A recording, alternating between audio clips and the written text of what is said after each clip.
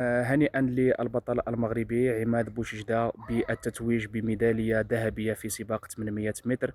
هذا التتويج هذا جاب مجهود شخصي صراحة. حنا كاملين كنعرفوا الأزمة اللي كتعيشها الجامعة الملكية المغربية لألعاب القوى.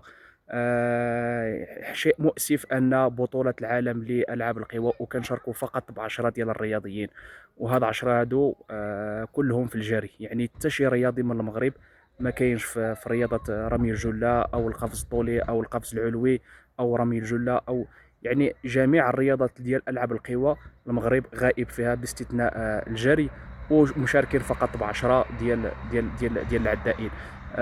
صراحة عماد برافو عليه اللي دار مجهود، وكنعتبر أن فهذا مجهود شخصي، مجهود بالإمكانيات ديالو.